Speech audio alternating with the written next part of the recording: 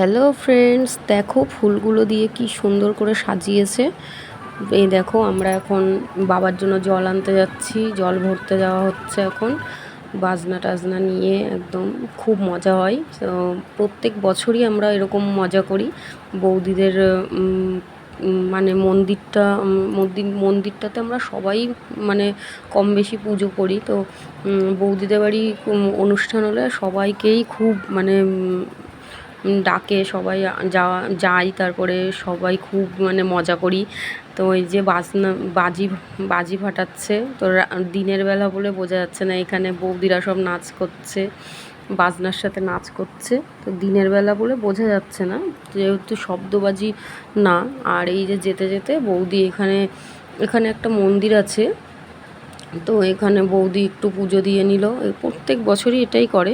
এখানে এই মন্দিরটাতে আমরা সবাই একটু নমস্কার করলাম, পুজো দিলাম, তারপরে সবাই এখানটা একটু বাজি ফাটালো। তারপরে এই যে এই পুকুরটাতে বৌদি জল ভরতে চলে যাচ্ছে, এই পুকুরটা থেকে জল ভরবে। তো বৌদি জল ভরতে চলে গেছে। তো এই যে সবাই দাঁড়িয়েছিল। তো এই বৌদি সত্যি মানে বৌদির মানে কোনো তুলনা হয় না, এত মজা করতে পারে।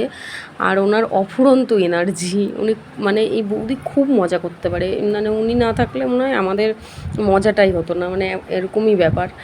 তো এই যে সবাই মিলে নাচ করছে।